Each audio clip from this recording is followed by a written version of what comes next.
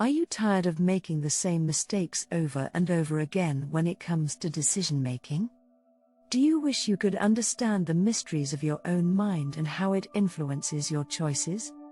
Look no further, because I have the perfect book for you, Thinking, Fast and Slow by Daniel Kahneman. I remember picking up this book on a whim at the bookstore, not really knowing what to expect. But as I delved into it, I was completely blown away by the concepts it presented. And as someone who has always struggled with impulsive decision-making, this concept really resonated with me. It explained so much about the mistakes I've made in the past and has helped me strive for more rational thinking. Not only that, but the book also explores the biases and heuristics that influence our thinking and decision-making, and how we can strive for more rational thinking. So if you're someone who wants to better understand how your mind works and become a more rational decision maker, I highly recommend giving Thinking, Fast and Slow a read. It's a book that has truly changed the way I think, and I believe it can do the same for you. 1. System 1 is our fast, intuitive, and emotional system of thought, while System 2 is our slower, more logical and deliberate system.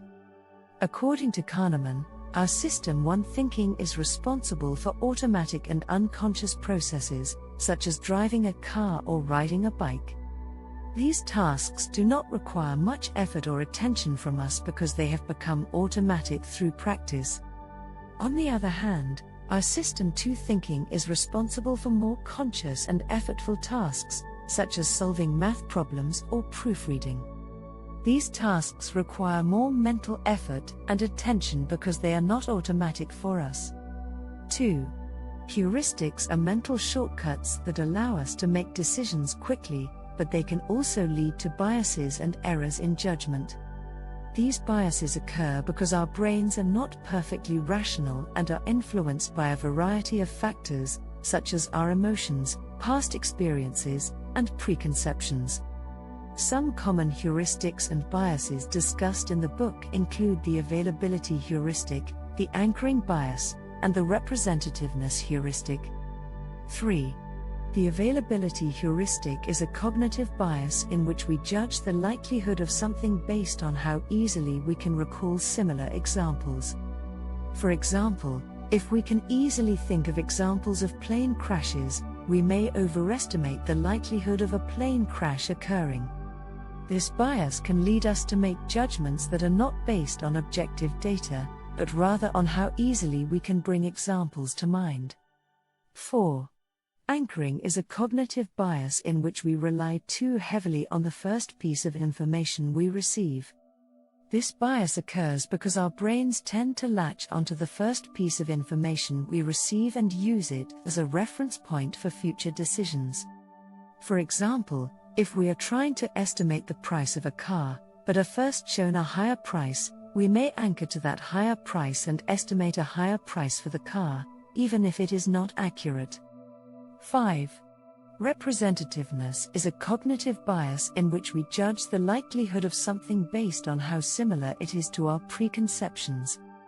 This bias occurs because our brains tend to categorize things and make judgments based on how representative they are of a particular category or stereotype. For example, if we think of a scientist as someone who is old and wears glasses, we may be more likely to believe that a young person without glasses is not a scientist, even if they are highly qualified. 6. The framing effect is a cognitive bias in which the way information is presented can influence our decision-making. This bias occurs because the way information is presented can affect our perception of its importance or significance. For example, if a medical treatment is presented as having a 90% survival rate, we may view it as more favorable than if it is presented as having a 10% mortality rate. 7. The sunk cost fallacy is a cognitive bias in which we continue to invest time or resources in something because we have already invested a lot in it, even if it is not the most rational decision. This bias occurs because our brains are sensitive to the idea of loss and may feel compelled to continue investing in something in order to avoid feeling like we have wasted our resources. For example, if we have already spent a lot of money on a vacation, we may feel compelled to continue with the vacation even if it is not enjoyable, rather than cutting our losses and going home early. 8. Probability neglect is a cognitive bias in which we underweight the likelihood of rare events. This bias occurs because our brains tend to focus more on the potential consequences of an event rather than its probability. For example, if we are offered a bet with a 1% chance of winning a large sum of money, we may be more likely to take the bet even though the odds are not in our favor because we are focused on the potential reward. 9. The conjunction fallacy is a cognitive bias in which we overestimate the likelihood of multiple events occurring together. This bias occurs because our brains tend to focus on the individual components of an event rather than the probability of all of them occurring together. For example, if we are asked which is more likely, a doctor who smokes or a doctor who smokes and is over the age of 50, we may be more likely to choose the latter, even though it is less likely because it combines two criteria. 10. The gambler's fallacy is a cognitive bias in which we believe that past events can influence future events, such as believing that a coin is more likely to land on heads after a string of tails. This fallacy is often seen in gambling, where people may believe that a slot machine is due for a win after a string of losses. However, the outcome of each event is independent and has no effect on future events. Thank you for watching our video on Thinking, Fast and Slow by Daniel Kahneman. We hope that you found the information shared in the video to be helpful and that you feel more confident in your ability to make more rational decisions. Remember, the concepts and techniques outlined in the book can be applied to a variety of situations and can help you make better decisions and improve your life.